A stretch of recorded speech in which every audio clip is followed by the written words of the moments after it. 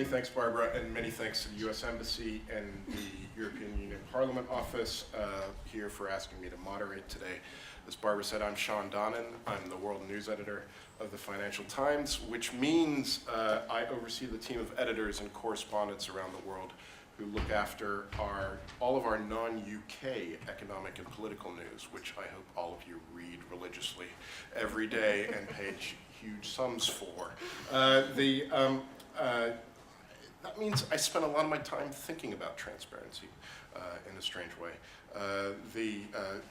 Just in thinking about this over the weekend, it is pretty hard to think of a major story going on in the world today, a major theme going on in the world today that we are attacking that doesn't have some kind of transparency element to it.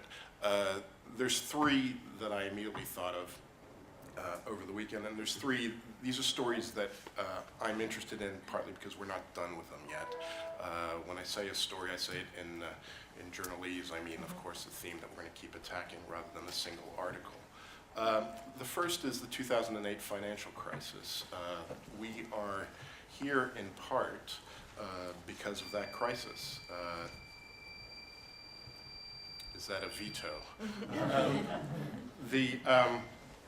We are here because that crisis, as Gillian Tett of the FT and others have written, was in part a crisis of transparency. And blind faith in financial engineering certainly played a part. But we've been talking about the Dodd-Frank law, which started off as a financial regulation law and has quickly moved into other realms, into extractive industries and so on. So in a way, we have moved from the US subprime housing market to Nigerian oil production, if you will. The second story that I'm continually fascinated by is China, as many of you are, and the Chinese leadership transition we've seen here. I'd argue that, in fact, we saw more transparency this year in the Chinese leadership transition than we've ever seen. That's not saying much, but the Bo Xilai case and other cases certainly taught us what the impact of transparency could be in China.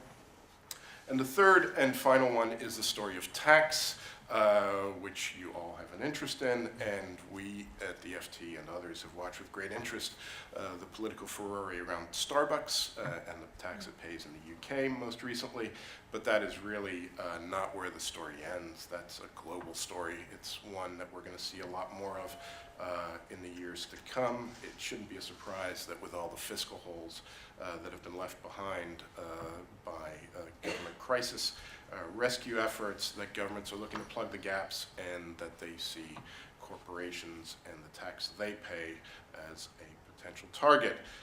I suspect we're going to be writing a lot more in the coming years about closing corporate tax loopholes and crackdowns on tax shelters, and I suspect the word transparency is going to come up a lot in that discussion. That is enough from me. You're not here to hear me speak. You're here to hear the eminent people on these two panels we have this morning speak and to tackle this great subject. A little bit later, you're going to be hearing about the government perspective, what is happening in Europe, the US, and the UK. But this morning, we're going to start first with the four panelists you see before you. We're going to go left to right.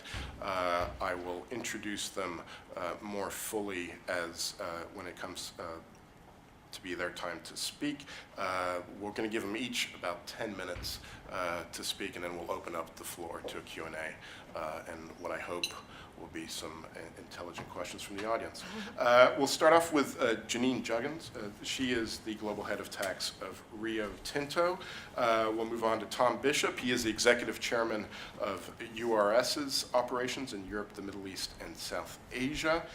Next to me is Karina Litvak, who until very, very recently was the Head of Governance and Sustainable Investment at F&C. And down the end of the table there is Dermot O'Sullivan, who is a fellow for the Open Society, looking now at the impact of the Extractive Industries Transparency Initiative on two very interesting countries, Liberia and East Timor. We'll start with Janine here. Janine is the global head of tax of Rio Tinto, as I said, and if you Google her, it won't take you long to find out that she is a big player in these discussions on transparency. She has made presentations to the Parliament here, august bodies such as the OECD and the IMF. She's at the center of this discussion. Which is a long way to come when you graduated in French with German from Manchester University. She subsequently trained as a chartered accountant with KPMG. She's been with Rio Tinto for 10 years now. Janine, do you want to kick us off? Well, thank you for inviting me here today as a panelist. Transparency in global investment is a very important issue, especially now when matters of corporate governance and transparency are receiving unprecedented media coverage and attracting attention from politicians and policymakers alike. Companies in the extractive sector, like Rio Tinto, have long recognized the importance of transparency and the key role it plays in helping to battle corruption and fostering the right environment for good, sustainable investments.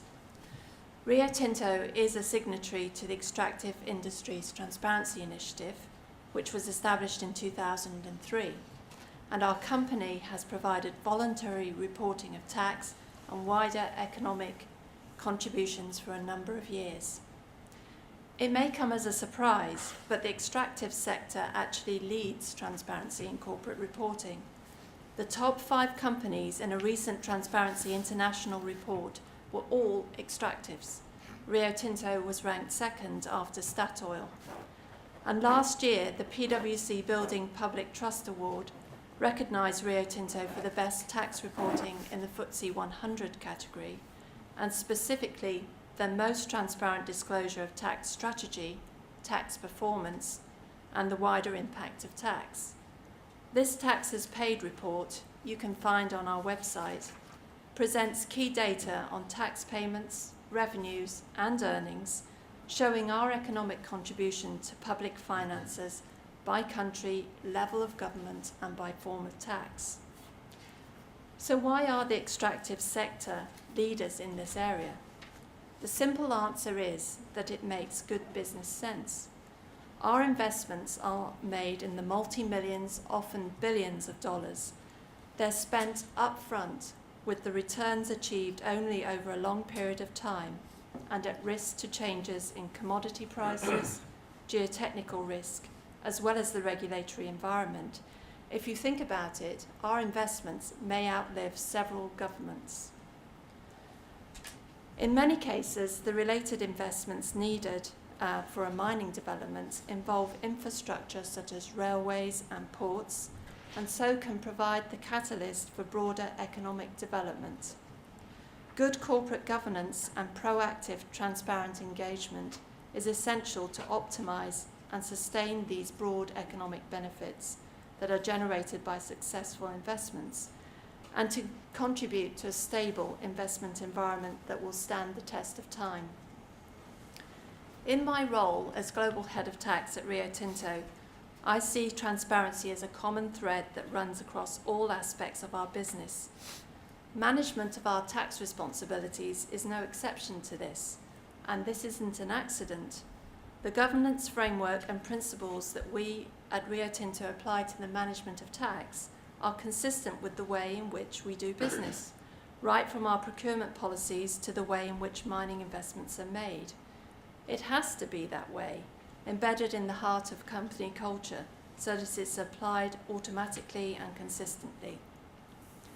So at the beginning of 2011, when we issued our new taxes paid report, which went much further, we chose to make this change voluntarily, and it did cause some consternation. Why did we do this?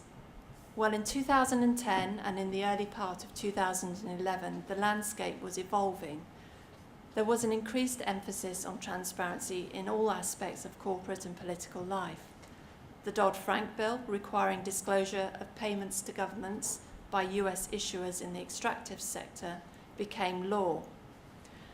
And corporate tax issues began to be reported in the media, some of it confusing things like cash taxes with the accounting charge, and the concept of deferred tax, and the general principles that determine in which countries multinational groups pay their taxes, and allegations of widespread transfer pricing abuse. Put simply, all large businesses were being given a bad name, and we simply needed to do a better job of engaging in the debate. At Rio Tinto, we were concerned in particular about the plethora of competing initiatives around disclosure of tax payments to governments, that they were being debated in a vacuum, and the risk that the right balance may not be struck between meeting the anti-corruption objective and the compliance burden placed on businesses. We do want a win-win result. So we decided to take a lead and demonstrate what a voluntary initiative can deliver in the hope of making a meaningful contribution to the way forward. Back then, as now, we desperately need a well-informed discussion that is more likely to produce constructive, beneficial outcomes that will withstand the test of time. Transparency is a prerequisite for fostering that constructive, productive engagement and debate. This is as essential to promoting sustainable global investment as it is in the tax policy arena. Thank you very much. Thanks, Jane. Our next speaker is Tom Bishop. Tom is the executive chairman of URS's operations in Europe, the Middle East, and South Asia. He leads the company's expansion plans across the region. He joined the group in 1986, and he's overseen a number of complex infrastructure projects, including high-speed rail projects in Germany, transportation projects in the UK, and aviation projects in Hong Kong and Portugal. But very interestingly, Tom began his career as a design engineer with the U.S. Navy in designing nuclear submarines. Is that right? He is was a director of the U.S. Nuclear Regulatory Commission as well, responsible for overseeing nuclear plant design, construction, and operation in the Western United States. He's a past national chairman and a fellow of the Construction Management Association of America, and has served as a trustee of the San Francisco Bay Area Economic Institute. He is a born and bred San Franciscan. Tom, thanks very much. Thank you, Shawn. I'd like to frame my remarks on transparency in light of the URS business, so you understand where our viewpoints are coming from. Not a lot of people have heard about URS, so I'll spend one paragraph on that. We are a multidisciplined engineering, construction, and technical services firm. We have nearly 60,000 employees, and we operate in a little less than 50 countries around the globe. Our revenues are about 11 billion US dollars, about 7 billion pounds. We operate in 5 sectors. The largest sector is working for national governments. It's about 40% of our work. Another 20% is for our oil and gas clients. And then that's followed by infrastructure, which is about another 20% of our business. And then finally, industrials and power each form about 10% of our business. We are committed to business practices, operations, and projects that improve the economic, environmental, and societal outcomes in the locations in which we work. Our expertise is valued by our multinational clients and supports their sustainability and their governance initiatives. Internally to URS, our governance and sustainability programs are routinely reviewed by third parties, and the findings are used to continually upgrade our practices relative to our work in the countries in which we operate. We do see transparency as an integral part of the fight against corruption, and we believe that fighting against corruption is an inherent responsibility of all of us involved in business, and particularly those of us that are involved in multinational businesses. Transparency is a key feature of anti-corruption compliance. But to be more effective, we believe transparency must be preceded by a few more fundamental actions. Number one, we think it's important to define responsible behavior in environmental, social, and corporate governance. And because of our view across several different countries, we see that as interpreted quite differently. And so we think that definition is quite important. Secondly, we believe it's important to engage and educate all parties on these necessary behaviors. Thirdly, we believe that a means for achieving these standards has to be provided where they don't already exist.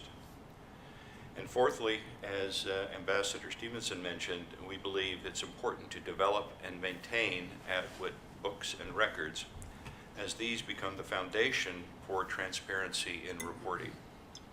And then lastly, is to subject the entire process to a periodic and independent review. There are many steps, sometimes very challenging steps, to successfully execute each of the aforementioned actions. For example, engaging and educating the parties of a given project can be much more complex than one would originally envision. Educating our own employees is one of the easier steps, but assuring that our partners, our subconsultants, and others share our vision of anti-corruption behaviors can sometimes be more challenging. Let me turn to the drivers in this case for achieving responsible environmental, social, and corporate governance and the related transparency. These drivers, of course, go well beyond good intentions alone. The successful elimination of corruption and the illumination of business behaviors are enhanced by constructive and coordinated laws, regulations, and international agreements.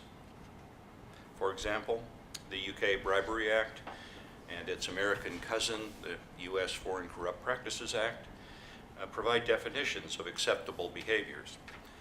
Thankfully, with respect to the American FCPA, guidance has recently been issued, only last month, by the U.S. Justice Department and the U.S. Securities and Exchange Commission that is very helpful in elaborating on the details of this process. These additional guidance details provide those of us who are on the sharp end of the anti-corruption spear examples of what to look for and how to assess whether a particular individual or entity is or has behaved in an unacceptable manner. We also have the very helpful 2012 update of the Transparency International Corruption Perception Index, something we use in evaluating our partners, subconsultants, and even our prospective clients. One of the actions we are taking coincident with this new guidance is to implement a multi-stage due diligence process of our partners, of our subcontractors, our subconsultants, and our prospective clients. The magnitude of the required due diligence is determined by a 20-point corruption evaluation. And depending on the outcome of that evaluation, the due diligence may span from none further being required to a level only involving online compliance evaluations, to elevated third-party reviews, or to full independent consultant due diligence examinations. This enhanced process does take more time and cost more money, but we believe it is essential to maintaining our high standards, protecting ourselves and our clients, and demonstrating compliance with the letter and spirit of governing laws. So what does this mean for transparency? Transparency, in our view, is dramatically improved for our operating management and those overseeing our activities, our board of directors, our independent auditors, and those clients that routinely audit our activities. But getting back to other drivers of the business, we've already mentioned the recent update of the Dodd-Frank Wall Street Reform and Consumer Protection Act. Some of these changes that were issued just in August contain several specialized disclosure provisions, including disclosures related to conflict minerals, those minerals originating from the Congo and the bordering countries, and payments to foreign and domestic government officials of any sort. Such transactions now need to be documented in annual reports. These new requirements add a new level of transparencies in these selected areas. As to transparency and our employees and our subconsultants, the people that are actually working in the field, we require them to comply with all applicable laws in every country in which they travel and in which they work, and specifically noted are the laws prohibiting bribery, corruption, or the conduct of business with specific individuals, companies, or countries. The fact that in some countries certain laws are not enforced, or that violation of these laws is not always subject to public criticism, is not acceptable to us as an excuse for non-compliance. In addition, we expect our employees to comply with US and UK laws, rules and regulations that govern the conduct of business by its citizens and corporations outside their boundaries, including those related to transparency. I will close with a conclusion from a recent UK survey conducted by ICM. This was released in late October. That survey revealed that the majority of those surveyed believe that businesses divulge only what they need to do for regulatory purposes. They divulge only what they need to do for regulatory purposes. If this is so, then revising the laws and regulations in the international arena in a constructive and a coordinated manner, such as was recently done with the Dodd-Frank Act in the United States, may be an expeditious way to globally elevate the transparency agenda. Thank you. Thank you, Tom.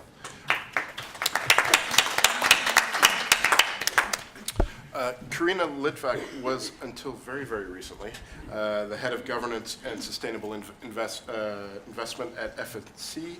She holds French and Canadian nationalities. She joined FNC in 1998, and there she directed a team that handled the share voting and shareholder dialogue activities on all global portfolios. She also represented FNC externally on a number of UK and global socially responsible investing initiatives. Those include the Association of British Insurers Investment Committee, the board of the Extractive Industries Transparency Initiative, which you've heard about, the Transparency International Steering Group on Business Principles for Combating Bribery, the board of directors of the Revenue Watch Institute, and others. Karina holds an MBA in International Finance from Columbia University in New York, a bachelor's degree in political economy from the University of Toronto, and a diploma in Italian translation and interpretation. She will be doing her own translation today. Thank you, Karina. Over to you. Thank you. Is this on? Okay, good. Thank you very much. Just a couple of words about why I'm here. I have worked for 15 years at FNC, which is a mid-sized investment management company, and although I have just recently left, my comments here continue to reflect the positions that FNC has taken publicly in submissions that are available on our website. So what I will say today certainly holds for the organization that I worked for 15 years. Our perspective, I say our because it's FNC, it's also, I think, a number of investors that I've worked with over the years, and in particular when I served on the Extractive Industries Transparency Initiative board for 9 years, where we brought together literally 75 in asset managers, pension funds, and other investment institutions behind the basic premise that transparency in the extractive sector is something that is not just good for all the reasons that you heard Barbara outline to you in terms of what's right, what promotes the fairness, what promotes values, what promotes stable societies. It's also essential to stabilize and enhance investment returns. So our perspective on this whole debate is the impact that transparency has on driving economic returns. Barbara talked, she said one thing besides all of her comments on what is right and fair, and she said we need growth. And certainly from the investment perspective, certainly in the context of the financial crisis that Shawn outlined, growth is absolutely essential to lift us out of the recessionary environment in which we now operate. Now, one thing to bear in mind from the perspective of investors is that we hold shares in companies. That's what we do. Shares in companies, but also bonds, and also sovereign bonds. All right, so we invest in Rio Tinto, we invest in BHP Billiton, who's in the room, we invest in all the oil and gas companies, we invest in banks, we invest in literally thousands of different companies across the spectrum. We also invest in the debt of Ghana, the debt of Venezuela, the debt of Botswana, et cetera. And all of these different securities sit in your portfolios, and you're going to live on this when you retire.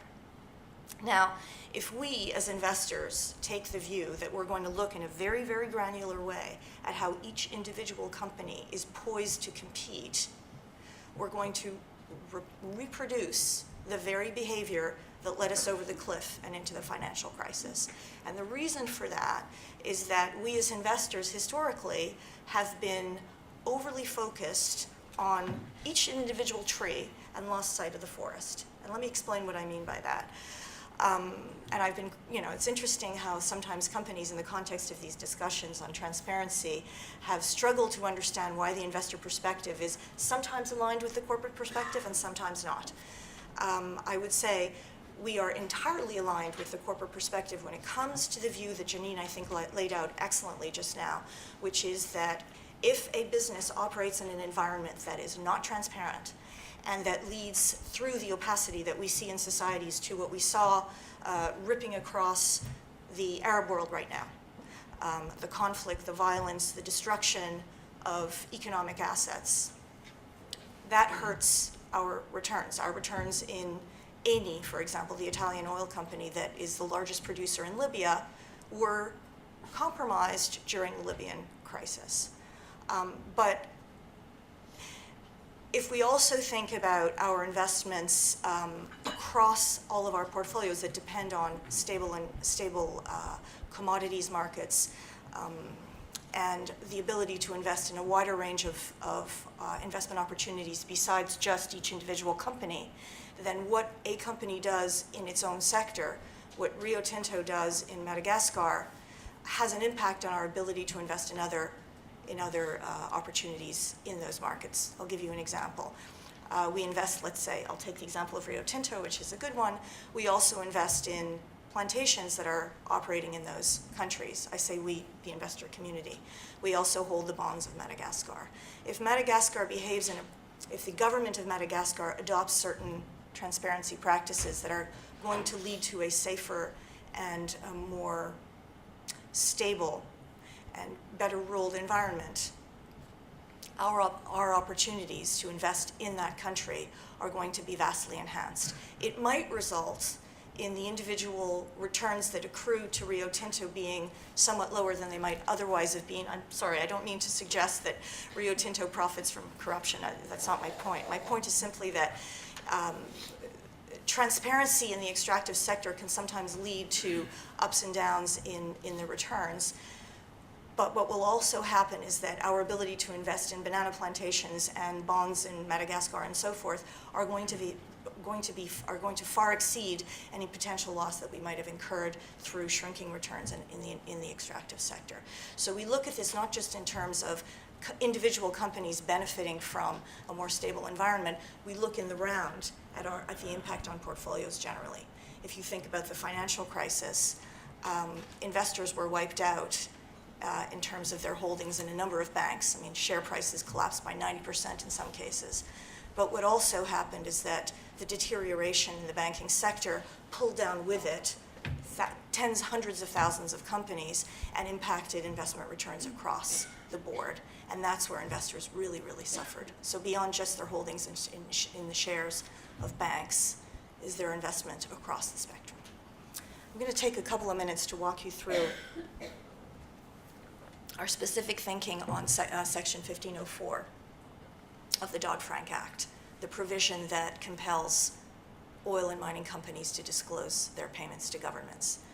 This is a complete game changer as far as we're concerned, because it establishes a standard of disclosure that if that's where it stops, it is going to create potentially differentials in terms of what companies are required to do in one market versus another. In other words, a company that is listed on a US stock exchange is going to be held to higher standards of disclosure than would be the case with its competitor that is not listed in the US. However, and I think the reason that we're all here today, If that standard of disclosure is replicated in other major markets, the European Union, Canada, Hong Kong, the UK, of course, and other markets in Australia, then we remedy the problem of unlevel playing field. From our perspective, this is a positive thing.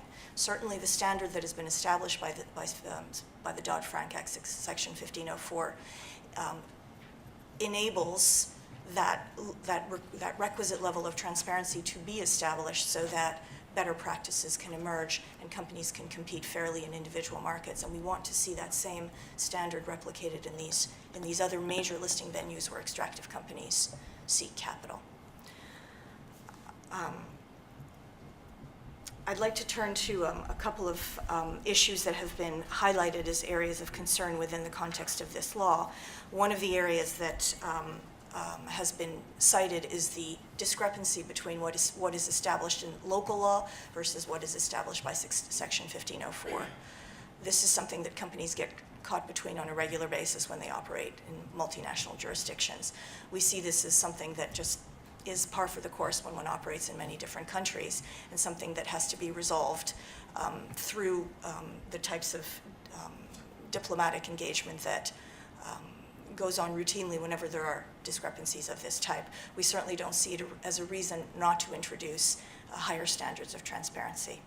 Another concern that I think is valid that has been expressed is the risk that when levels of transparency are increased suddenly, one can expect social unrest. I mean, we certainly have seen this in Bolivia, in Venezuela, in a number of countries where suddenly, when the population becomes aware of the payments that extractive companies are making to government, that raises expectations about what is going to be done with that money.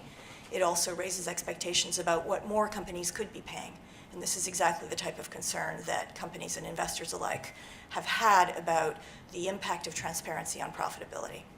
It's a real concern that we have to acknowledge. It's also not a reason not to be transparent, because if you aren't transparent, all you do is you stir up problems for later when transparency, which is inevitable, bursts onto the scene. So I think the issue really that we have to acknowledge, and this is something that I think a number of companies accept, is that transparency is something that only has one direction, and it's forward. There's no such thing as rolling back and moving to a world when information of this importance can be kept under wraps. And so I think certainly from our perspective, this is something that we see as inherently part of the landscape as we look at investment markets going forward.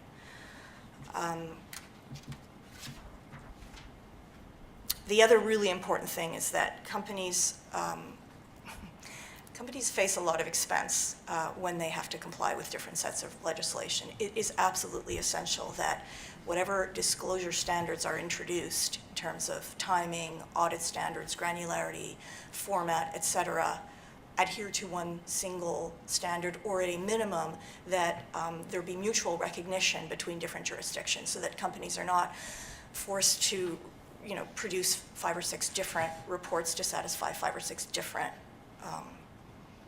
regulatory agencies, and that's absolutely essential. So I think in the context of looking at new sets of regulation in different markets, we've certainly been very clear that given that the United States took the first step, it is really important that other jurisdictions work as hard as possible to emulate those standards and achieve a common global standard of disclosure. And I think I'm going to wrap up with the question of material versus de minimis. There's been a lot of talk about what is an appropriate standard of disclosure. And the term material, of course, is a standard concept in accounting.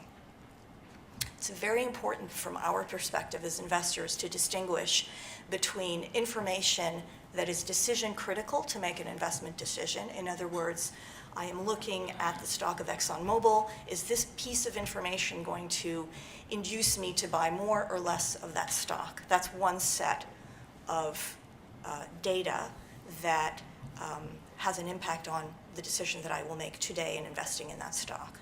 But there's another level of disclosure that I as an investor depend on. It's not going to make me buy or sell ExxonMobil stock, but is still necessary from my perspective, and that is the information that is going to contribute to efficient markets and optimal wealth creation. That is the information that civil society will use in order to act as the set of checks and balances that make an economy work properly. So when you hear people talk about material information, people have a different sense of what constitutes material.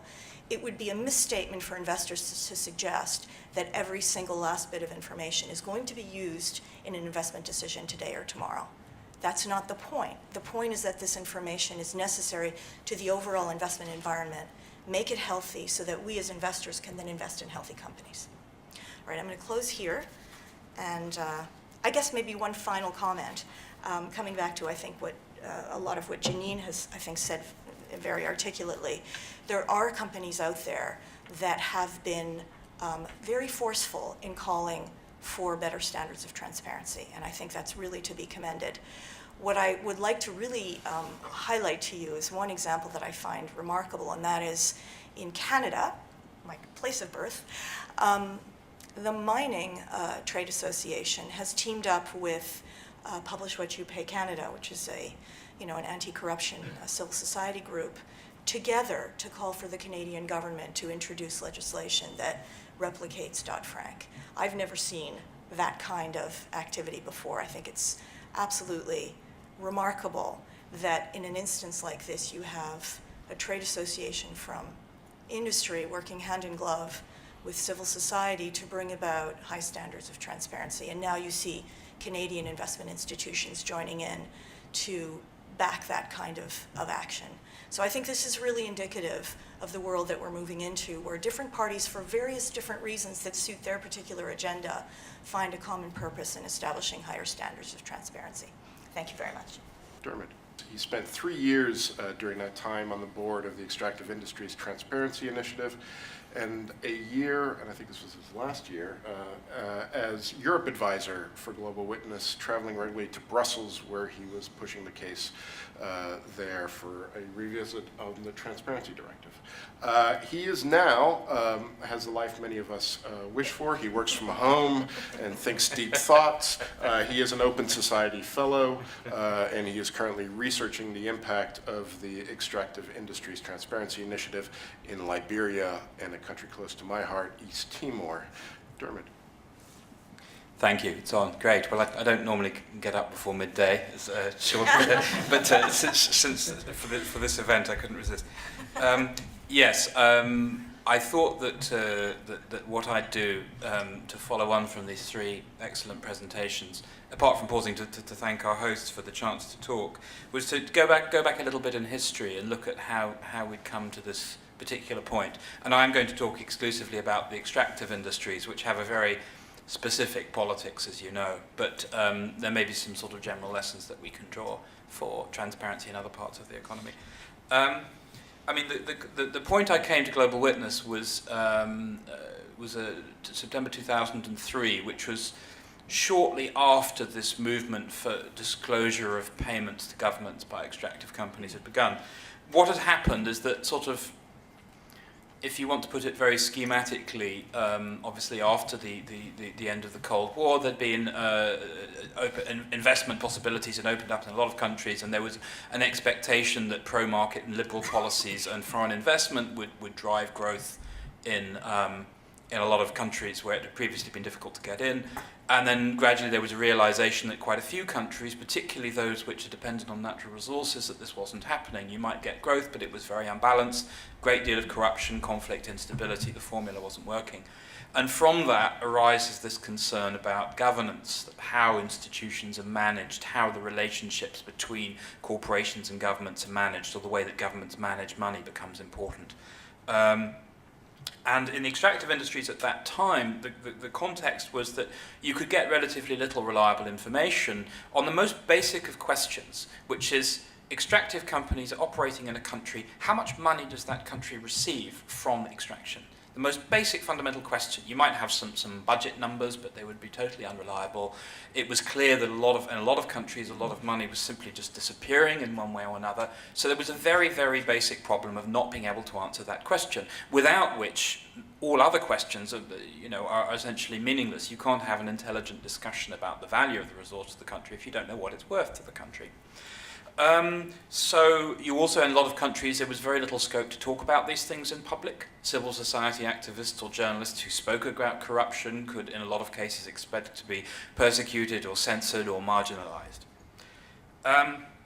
So the first sort of step towards trying to address that was the Publish What You Pay civil society campaign, which came into being in 2002. And this started out very much as a northern movement. It was groups based in the UK and US, but it then sort of spread outwards.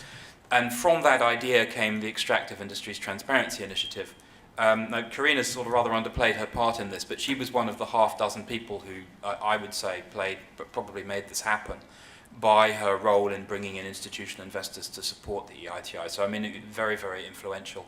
The EITI is a strange beast. I don't want to spend a lot of time talking about its mechanics, which are very peculiar, but basically what happens is that a government joins the EITI and then is required to ensure the publication of revenue payments from extractive companies. The companies must disclose their payments, the government must disclose its receipts, the two sets of numbers are checked by an independent third party and then published. And this is done under the auspices of a multi-stakeholder group, which is government, civil society and the private sector. That's how at different times Karina and I came to be sitting on the board of the EITI. Now, the EITI was always a political compromise. The principle of transparency has been accepted, I think, across the corporate world and in the world of development for quite a long time now. There are very few people who will stand up and say, no, transparency has no value. But the real argument, which has been going on for about 10 years now, is what that word means. What information should be disclosed, by whom, under what circumstances. And so the EITI was kind of a political compromise. The forms of reporting, what had to be reported and how the information could be gathered together before reporting, how the standards would be applied, were essentially compromises within the EITI between the different stakeholders. And that took a very long time. So you started with principles, which are sort of motherhood and apple pie, transparency is good, corruption's bad, growth is good.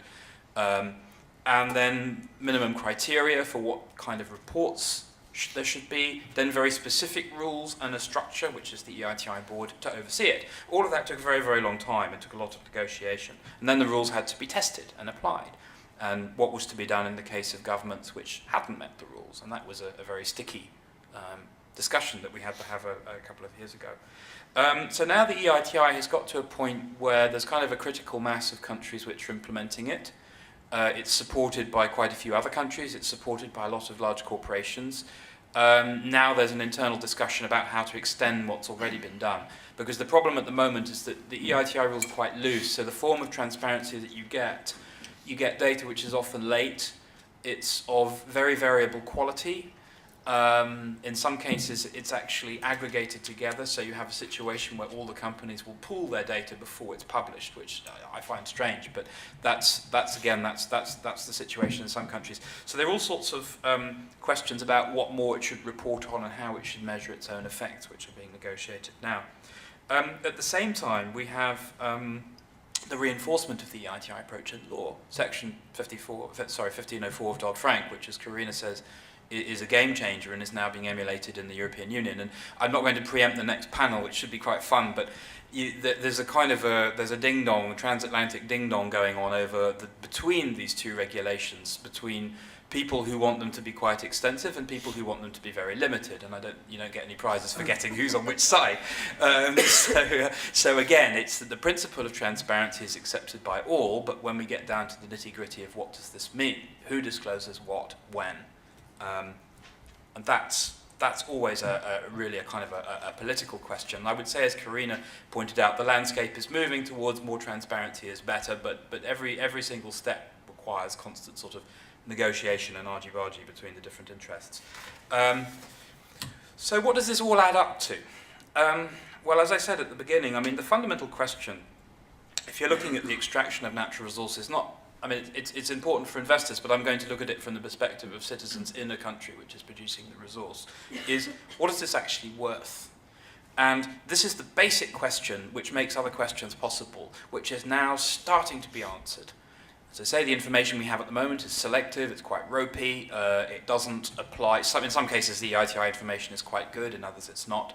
It doesn't apply to all countries because governments have to choose to join it. So I think that putting this approach of disclosure into regulation in the world's two biggest markets is, and hopefully in due course in other ones and eventually in China, is, I have to check actually, China's probably the world's second biggest market now, isn't it? It's bigger than the European Union. But not in terms of listed companies. Not in terms of listed companies. Oh, okay, I'm safe.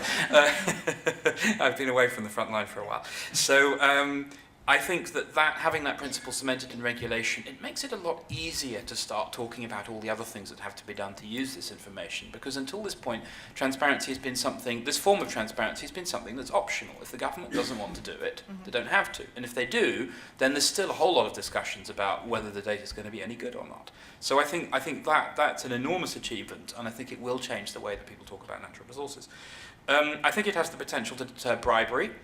Bribery takes all kinds of forms. What we see now is sort of in certain African countries what I'd call grey area payments, where an extractive company will make a payment which is on the face of it legal, but whose ultimate purpose is open to question. So there are ways of structuring a payment. You could even have it written into your contract that you must pay a certain institution. And if you know anything about that country, you rather question how that money is ultimately going to be used. But the company has cover of saying, look, we've got a contract. And due diligence, by the way, is part of this process, because there's good due diligence and there's bad due diligence. Good due diligence says, let's find out if it's okay from a corruption point of view for you to make this investment. Bad due diligence, which is very common, says let's find a way to rig this so that you can do it, and then when the Justice Department comes knocking on your door, you can say, oh, but it says it in the contract, or we've structured this in such a way that it's not our fault, Gov. And this is a very, the whole notion of due diligence needs, very profound questioning, I think, the way in which it's done. I think that the EITI was in danger of getting a little stuck, and it's being helped out by regulation by taking transparency further. This subject of project-level reporting, which I'm sure will come up in the next panel, meaning that companies disclose in relation to the underlying legal agreements, which typically will relate to a particular geographical area within a country. So you start to bring the numbers down from the stratosphere of this much money flowing to the government down to this specific region where the mine is. That mine over there is paying this much tax to the government, and according to the regulations of your country, your community is therefore entitled to so much coming back again. And very often it isn't coming back again. So I think increasing the kind of the specificity of disclosure is a very important step. In some ways, actually, Dodd-Frank has stepped ahead of the EITI in that way. And the EITI is now going to catch up by providing other kinds of information.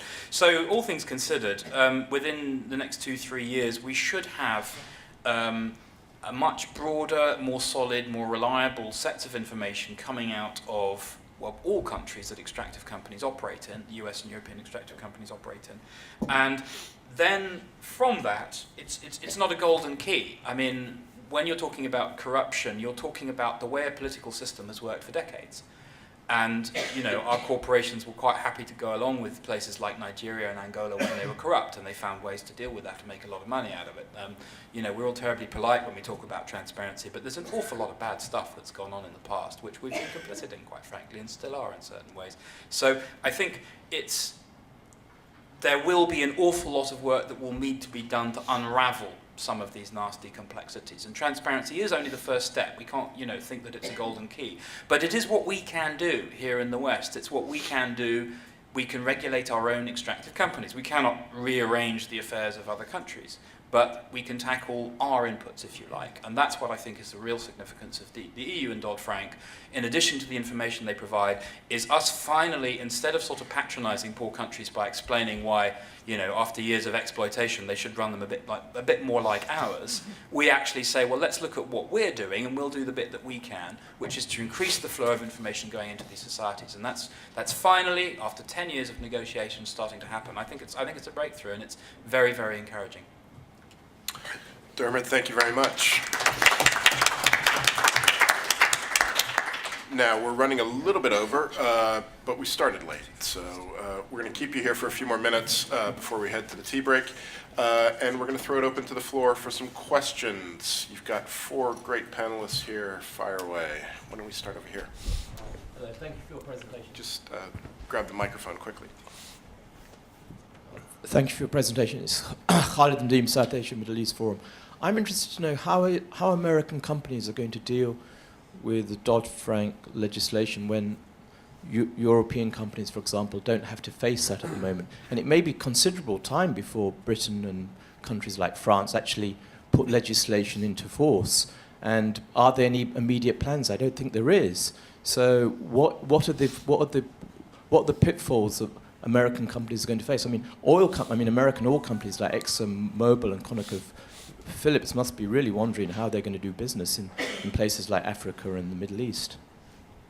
Thank you. We've talked a lot about the divergence and closing the divergence. We haven't talked a lot about what you do while you've got a divergence. I guess, Tom, this is one for you to start off with. The Dodd-Frank rules apply, of course, to any publicly traded corporation that the Security and Exchange Commission regulates. We are such a company. We're traded on the New York Stock Exchange. And so when the rule came out in August, we looked for immediate compliance with it, all the elements of that rule. And it will become a routine the next reporting cycle for us. So it's nothing that we see as a huge challenge. We have British companies and French, German companies and all of that are under the tree of the American company, but we are obliged and happily comply with the U.S. Law in that regard. And we would do the same thing if the UK passed such a rule, or if the European Union passes a rule and we're under their jurisdiction for both the UK and all the other companies that we own in the European Union. So it's an easy decision for us. Karina, do you want to? Yeah, I mean, I think it's worth bearing in mind that a very high proportion of the global non-U.S. extractive companies actually have listing in the United States. So they're covered by this law. It's the smaller companies that escape it. And in fact, this is one of the big motivations for the Canadian Mining Association pushing for Canada to have similar legislation, because the larger Canadian mining companies are listed in the United States, so they come under the law, but their smaller Canadian listed competitors don't. And so I think what you're going to see is different standards for large companies versus smaller companies, rather than for US versus global, because most of the global, as I say, have some security that's traded in the United States. It may not be their shares, it may be their bonds that are registered in the United States, trade in the United States, and therefore fall under the Dodd-Frank provision. So what's interesting to me is that what you could see happen is small extractive companies that might have gone public could conceivably refrain from going public, stay in private hands in order to continue to behave in an opaque way. And then for the larger companies to be tempted to partner with them or take a stake in them in their capacity as a non-listed and therefore more opaque company. So you do have sometimes perverse outcomes that, a large, well-governed company would have taken a minority stake in a listed company that now is not going to be listed because of the introduction of this type of law. And the answer lies in making sure that rival listing jurisdictions, and the big ones, there are really 4 or 5. It's basically Canada, Australia, Hong Kong, still small but growing, and the UK. That's it. There's a risk potentially, I've heard this said by some of the investment bankers, that if we get too fussy about listing standards, I serve on the advisory body of the London Stock Exchange, and this is a perennial debate. If we get too fussy with our standards, we're just going to drive all those issuers to Bombay.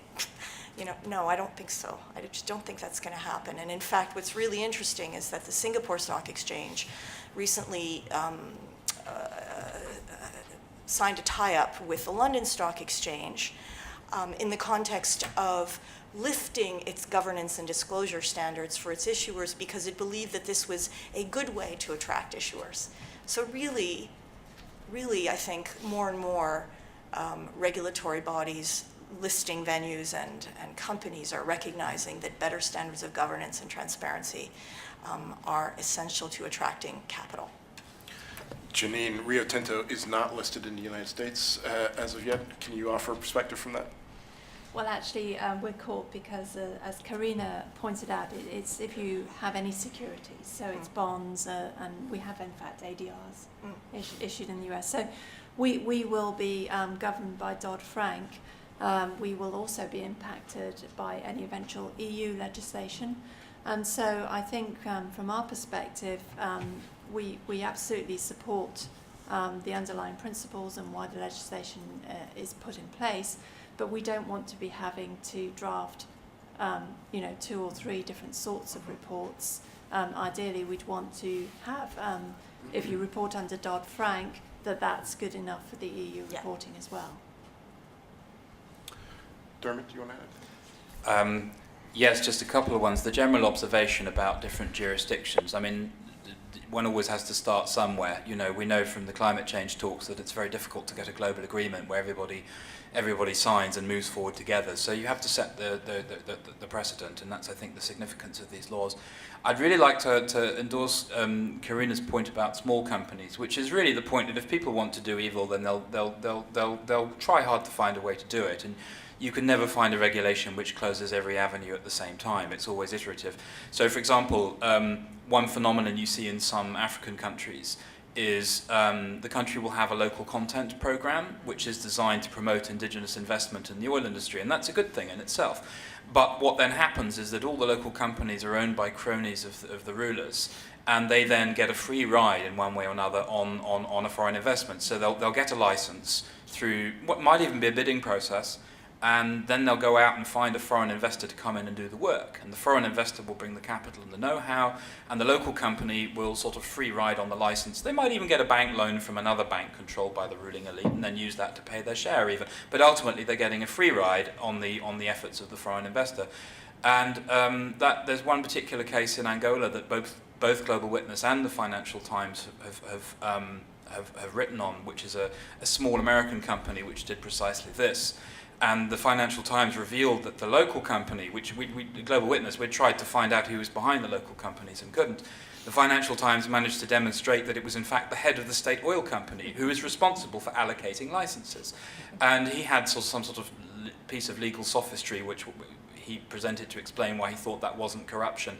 This particular case is actually being investigated in the United States, and I think it will be a test case for the ability of law enforcement authorities to look at, I'm not going to cast judgment, what may be, unless otherwise explained, we are in Britain, the home of the libel law, and which may, unless otherwise explained, be attempts to do end runs around legislation, whether it's anti-corruption legislation or transparency legislation. And you will see this also with this ding-dong we're going to hear about the content of Dodd-Frank and the EU regulation. There is an attempt to insert into this legislation certain wording which will create loopholes.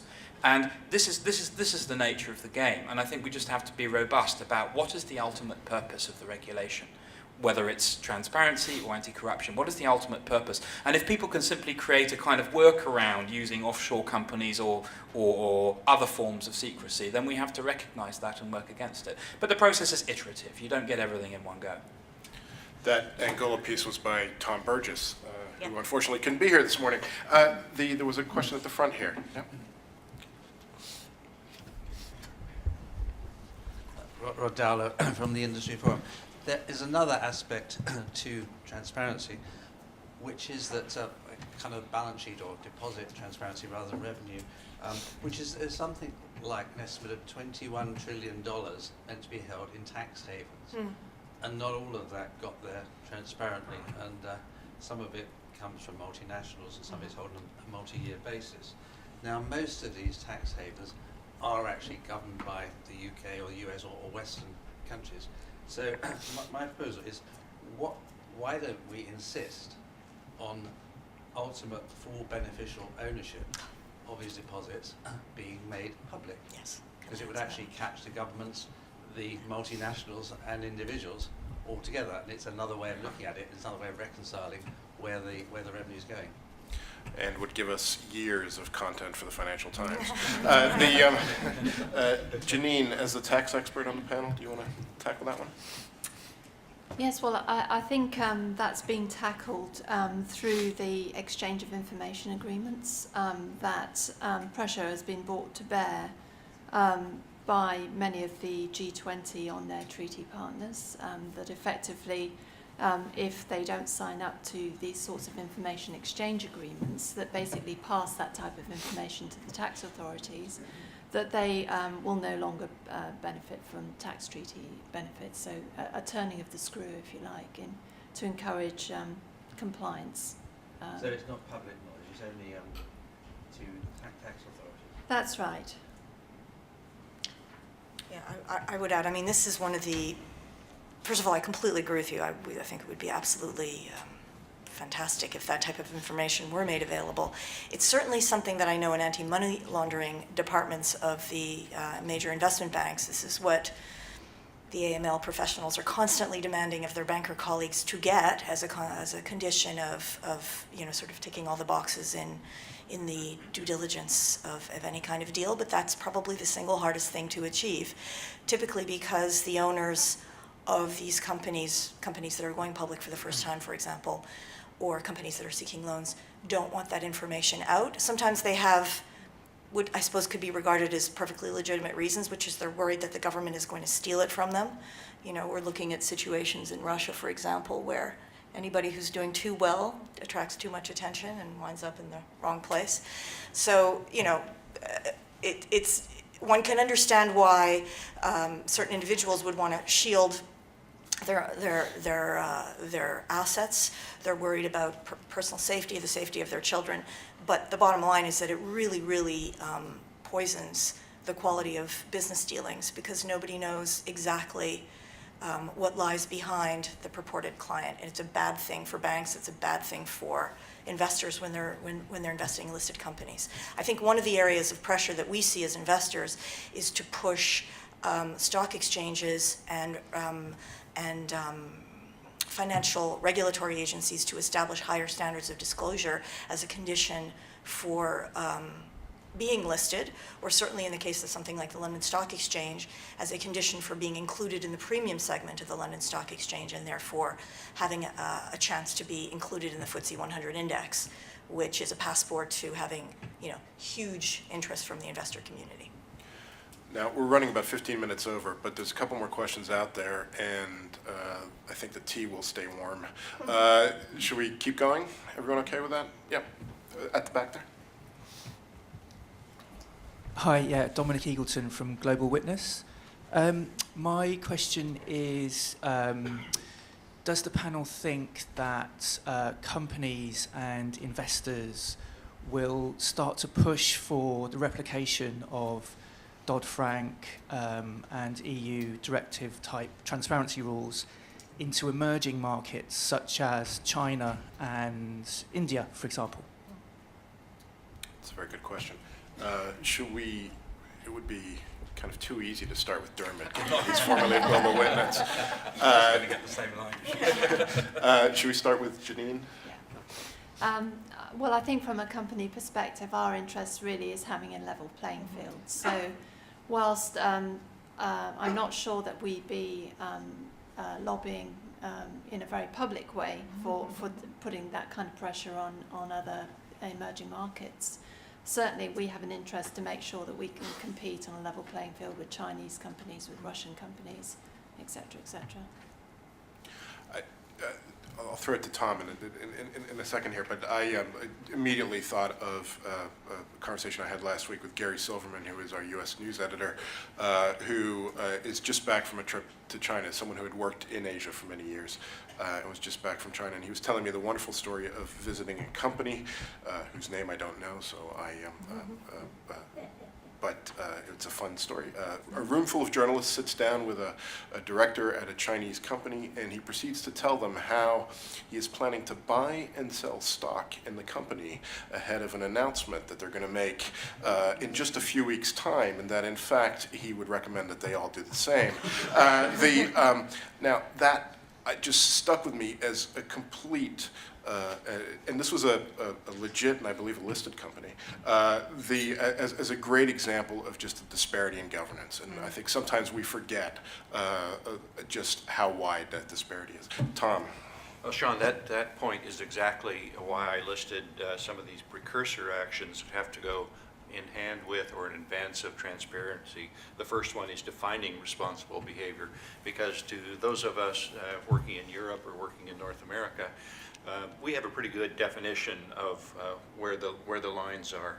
The new guidance is helpful, but when we do go to other countries, they have worked for decades and decades under a different regime, and what might be the norm to them is totally unacceptable to us, and that's part of the education process and engagement process that one has to go through. I'll simply echo what was said by the colleague on my right about setting up similar rules in China or India. We work in both places and have a couple of thousand people in those regions. We would hope that the rules, when they're set up, that they're constructive and coordinated and consistent, and eliminate duplicate processes and more and more bureaucratic burden.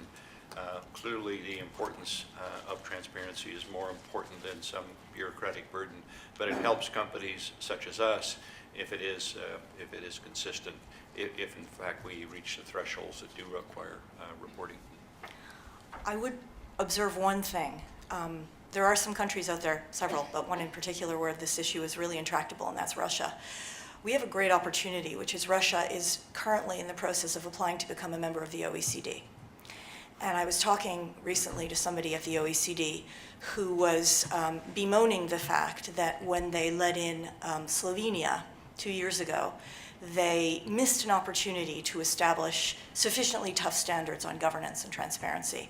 And now it's too late. There's no more leverage.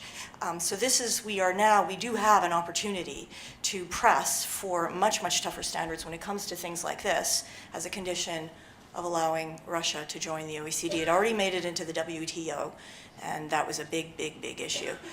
There's a lot less attention being paid, funnily enough, to its accession to the OECD, and I think that's an area where we should be paying attention. Dermot, I don't want to freeze you out. Well, just a very brief comment, which is that the debate has changed. When I first started going to Brussels, coming up to 2 years ago, and the case we were making for transparency was essentially a development case. And what's happened, obviously, to state the obvious in the meantime, and as Shawn alluded to at the beginning, is it's become a domestic political issue in the UK and a number of other countries. When money's short, the idea of all these funds sort of swilling unaccountably around in tax havens instead of coming here to pay for schools and roads and so on has become a very live political issue. And I think that sort of transforms the possibilities, because suddenly electorates are starting to ask what's going on with this system. And in China, for instance, of course it's not just a question of convergence with global standards, that they have an enormous problem of illicit financial flows out of the country. Now, I've no expert on China and no idea of how they see that issue, but it is known, and presumably in China as well, if money starts to become tight, it will become an increasing concern for them as well. It's pragmatic, in other words. It's not an ideological concern. If there ain't enough money, governments have to do what they can to hold on to taxes that should be paid, rather than letting this kind of thing go on. So I think that's also a kind of a sea change in the way people look at taxation. There were a couple more questions out there in the front here, second row.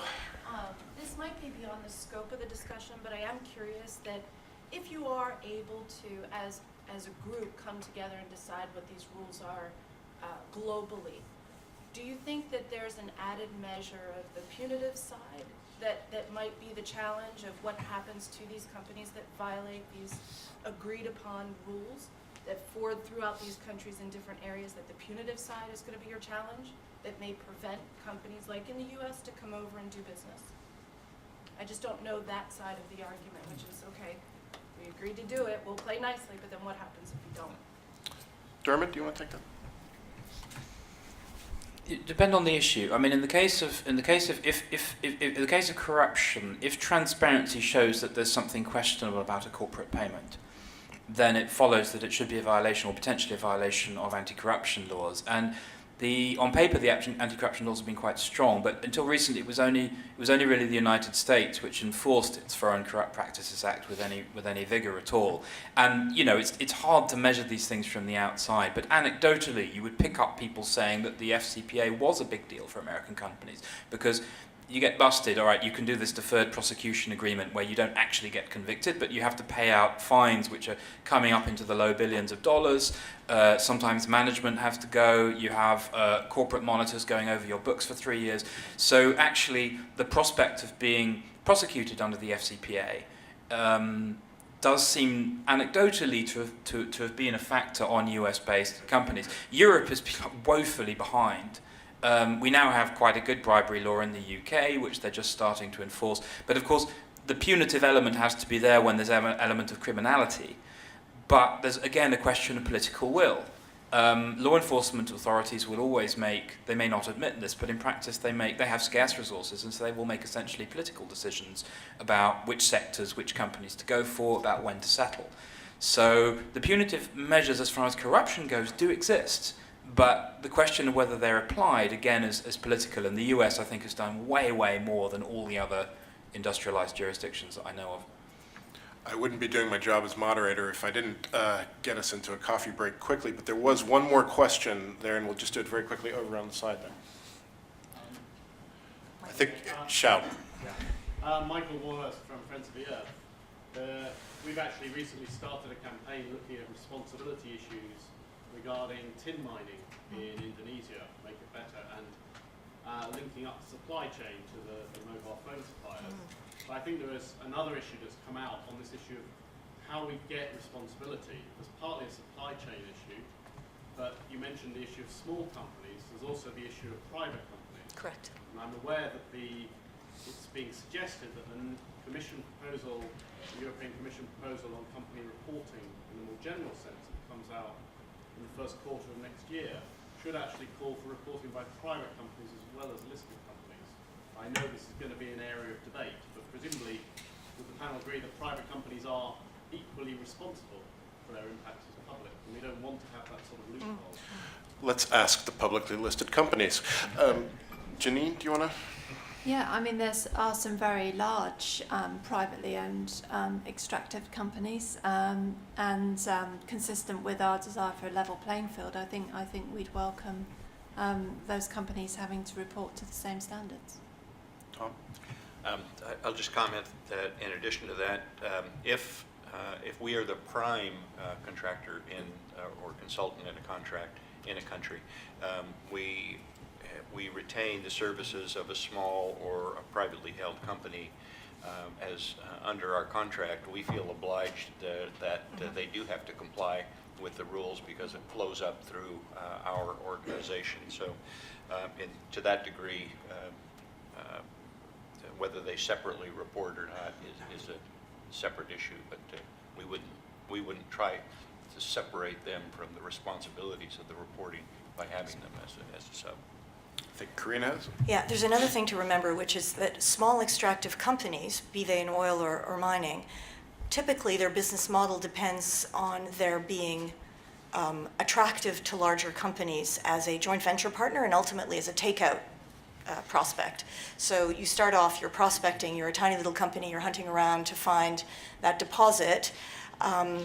You get 10% stake from one of the larger companies potentially, and then when you find it, you don't have the wherewithal to actually develop it. So you need to sell yourself to a big company. No big company is going to buy you if you've misbehaved. And they know that more and more because the bigger companies are making it clear that they don't want to get in bed with badly managed little companies. So there is a pressure over time for these smaller companies to behave properly. And as a former Indonesia hand, I'd love to hear more about tin mining in Indonesia and what you're doing. Well, let's grab some coffee, quick tea. I think there's a nice spread outside, and we'll regather in 10 minutes.